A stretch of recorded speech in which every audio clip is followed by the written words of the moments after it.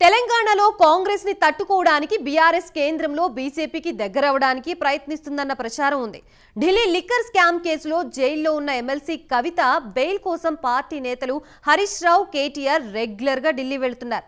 అయితే గత 2 సార్లుగా ఆ బావా బామ్మర్దుల ఢిల్లీ ట్రిప్ సీక్రెట్ గా సాగుతూ ఉండటంపై రకరకాల ఊహాగానాలు వినిపిస్తున్నాయి.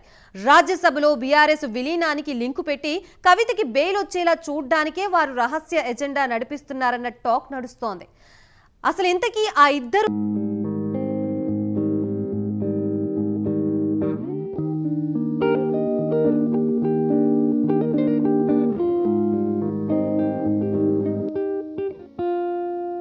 కోణం కేసులో అరెస్ట్ అయిన జ్యుడిషియల్ రిమాండ్లో ఉన్న ఎమ్మెల్సీ కవితను తీహార్ జైల్లో బీఆర్ఎస్ ముఖ్య నేతలు కేటీఆర్, హరీష్ రావు కలుస్తున్నారు. ఢిల్లీలో ఆ బావా బామర్దులు కవిత బెయిల్ కోసం విశ్వ ప్రయత్నాలు చేస్తున్నారు. మార్చి 15న కవితను ఈడీ అరెస్ట్ చేయగా బెయిల్ కోసం ఆమె కోర్టులో పలుమార్లు పిటిషన్లు దాఖలు చేశారు. బెయిల్ పిటిషన్ను ఎప్పటికప్పుడు ఈడీ సవాల్ చేస్తుండటంతో ఆమెకు నిరాశే మిగులుతోంది.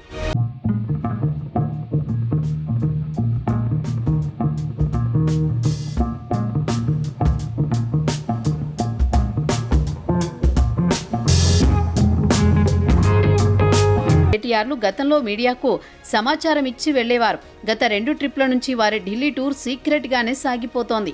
బయలుదేరేటప్పుడు కానీ ఢిల్లీలో కానీ ఆ ఇద్దరు మీడియాకు దూరంగానే ఉంటున్నారు.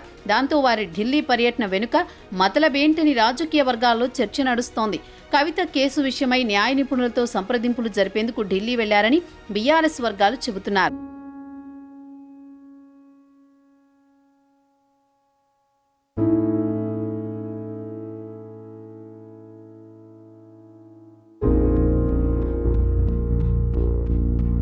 చేయడానికి ఢిల్లీ పెద్దలతో మంతనాలు జరుపుతున్నారని గట్టిగానే ప్రచారం జరుగుతోంది.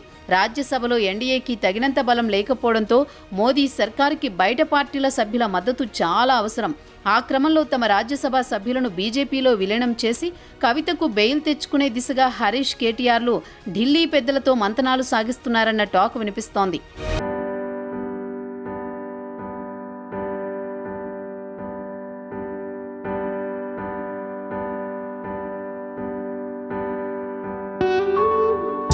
ఆత్మీయ సమ్మేళనంలో కేటీఆర్ ఆసక్తికర వ్యాఖ్యలు చేశారు. రాబోయే స్థానిక సంస్థల ఎన్నికల ప్రచారానికి జగిత్యాలకు కవిత వస్తారని పేర్కొన్నారు. జగిత్యాలలో ప్రచారానికి తనతో పాటు కవిత వచ్చి ప్రచారం చేసి బీఆర్ఎస్ ను గెలిపిస్తారని గత నెలలోనే కేటీఆర్ ధీమాగా ప్రకటించారాయన. కేటీఆర్ మాటలతో కవిత అప్రూవర్ గా మారతారనే ప్రచారానికి బలం చేకూరినట్లవుతోంది. అప్రూవర్ గా మారితే వెంటనే బెయిల్ వస్తుందనే ధీమాతోనే కేటీఆర్ అలా మాట్లాడారనే టాక్ వినిపిస్తోంది. ప్రస్తుతం ఆ దిశగానే ప్రయత్నాలు చేస్తున్నట్టున్నారు.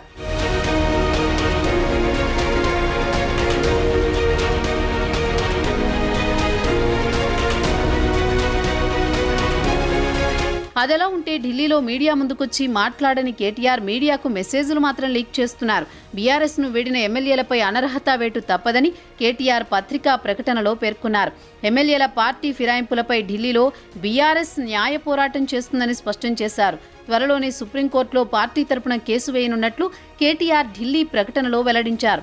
కోర్టు తీర్పు ద్వారా నెల రోజుల్లోనే ఫిరాయింపు నేతల అనర్హత అంశంలో స్పష్టత వస్తుందని రాజ్యాంగ నిపుణులు చెబుతున్నారని, తెలంగాణలో ఉప ఎన్నికలు తప్పవని, పార్టీ మారిన ఎమ్మెల్యేలకు ప్రజాక్షేత్రంలో బుద్ధి చెబుతామని కేటీఆర్ హెచ్చరిస్తున్నారు.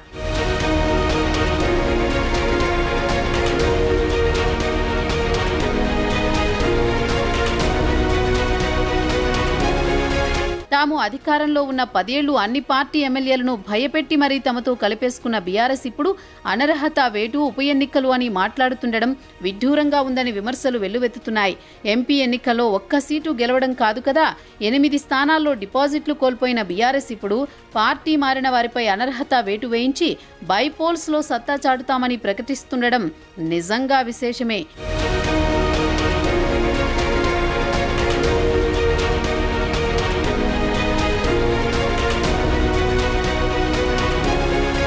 ఢిల్లీలో రాజ్యాంగ న్యాయ నిపుణులను కలుస్తున్న కేటీఆర్కి గతంలో మాదిరిగా అనర్హత వేటు విషయంలో సుదీర్ఘకాలం పాటు నిర్ణయం తీసుకోకుండా స్పీకర్ నాన్చలేరని వారు స్పష్టం చేస్తున్నారట. ఈ సందర్భంగా 3 ఎమ్మెల్యేల అనర్హత వేటుకు సంబంధించి హైకోర్టులో వేసిన పిటిషన్తో పాటు పార్టీ మారిన ఎమ్మెల్యేలపైన స్పీకర్కు చేసిన ఫిర్యాదు విషయాన్ని, వాటికి సంబంధించిన పత్రాలను న్యాయ నిపుణులకు కేటీఆర్ టీం ఇచ్చిందట. ఆ విషయంలో ప్రస్తుతం సుప్రీంకోర్టు మార్గదర్శకాలు స్పష్టంగా ఉండడంతో హైకోర్టు సైతం ఎక్కువ కాలం వాయిదా వేసే అవకాశం లేదని న్యాయ నిపుణులు చెప్తున్నారట.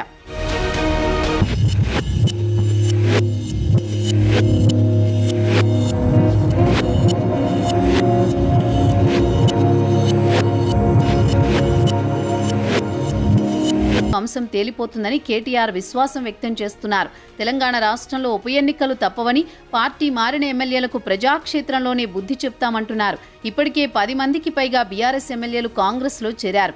మిగిలిన ఎమ్మెల్యేలనైనా కాపాడుకునేందుకు బీజేపీతో కలిసి ఆలోచనలో బీఆర్ఎస్ నేతలున్నట్టు చెప్తున్నారు. మొత్తం మీద కవిత బెయిల్, రాజ్యసభలో బీఆర్ఎస్ విలీనాలు ఒకేసారి జరుగుతాయన్న